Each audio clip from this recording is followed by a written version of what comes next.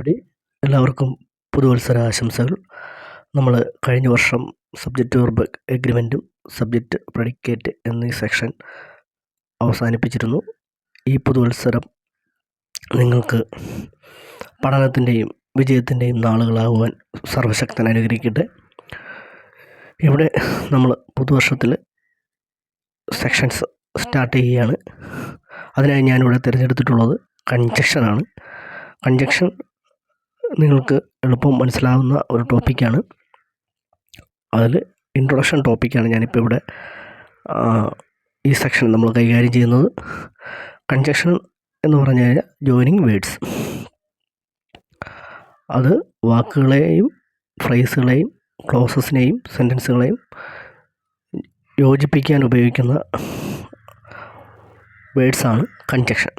A conjunction joins words, phrase, clauses and sentence. അതിൽ words എന്താണെന്ന് നിങ്ങൾക്ക് എല്ലാവർക്കും എളുപ്പത്തിൽ മനസ്സിലായി കാണും.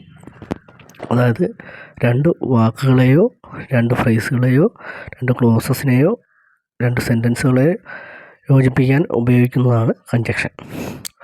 വേർഡ്സ് നമ്മൾ ശ്രദ്ധിച്ചു കഴിഞ്ഞാൽ Ram and his friend were BC.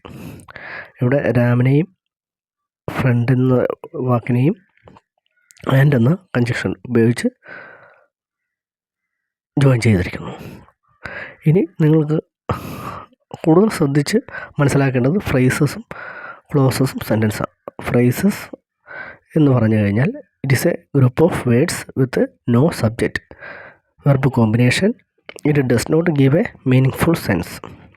അതായത് ഫ്രേസ് എന്ന് പറഞ്ഞു കഴിഞ്ഞാൽ ഗ്രൂപ്പ് ഓഫ് വേർഡ്സ് ആണ്. അതിനകത്ത് സബ്ജക്റ്റ് വെർബ് കോമ്പിനേഷൻ ഉണ്ടാവണമെന്ന് നിർബന്ധമില്ല. It does not give a meaning full sense. അതിന് ഒരു മീനിങ് ഫുൾ അർത്ഥവും ലഭിക്കുന്നില്ല. അതായത് എക്സാമ്പിളിലൂടെ നിങ്ങൾക്ക് ഇവിടെ ഫ്രേസ് എന്താണെന്ന് മനസ്സിലാക്കാൻ സാധിക്കും. I will meet you at office or at home. ഈ സെൻറ്റൻസിൽ at office or at home എന്ന ഭാഗത്താണ് ഫ്രേസസ് വരുന്നത്. അതായത് സെൻറ്റൻസ് പൂർണ്ണമായി നോക്കുമ്പോൾ അർത്ഥം ലഭിക്കുന്നുണ്ടെങ്കിലും അറ്റ് ഓഫീസ് അറ്റ് ഹോം എന്നിവ പൂർണ്ണമായി അർത്ഥം ലഭിക്കാത്തതുകൊണ്ട് അത് ഒരു ഫ്രേസാണ്. അടുത്തത് നമുക്ക് ക്ലോസിലേക്ക് പോകാം. Clause it has a subject verb combination. It may or may not give a meaning full sense. അതായത് ക്ലോസസ് വരുമ്പോൾ അതിന് സബ്ജക്റ്റ് വെർബ് കോമ്പിനേഷൻ ഉണ്ടാവും.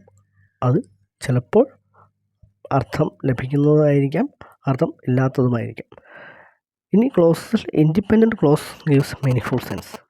Dependent clause gives no meaning full sense. അതായത് ഇൻഡിപെൻഡൻറ്റ് ക്ലോസ് ആണെങ്കിൽ അതിന് മീനിങ് ഫുൾ സെൻസ് ഉണ്ടാകാം. Dependent ക്ലോസിനാണെങ്കിൽ അത് മീനിങ് ഫുൾ സെൻസസ് ഉണ്ടാകത്തില്ല.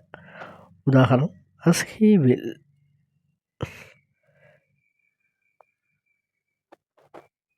He could not attend the office.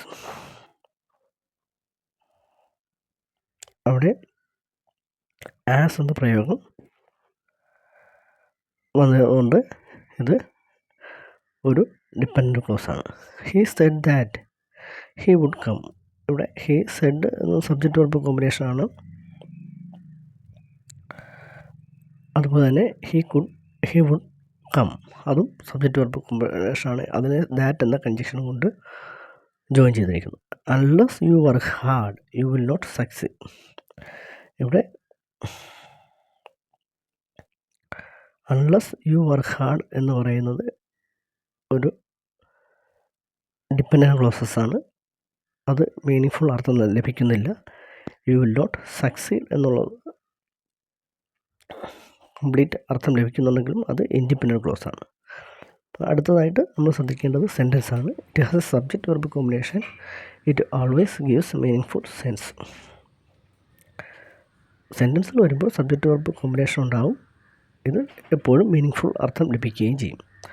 അപ്പോൾ ഈ യു വിൽ നോട്ട് സക്സീഡ് എന്നുള്ളത് കംപ്ലീറ്റ് അർത്ഥം ലഭിക്കുന്ന ഒരു സെൻറ്റൻസ് ആണ്. എങ്കിലും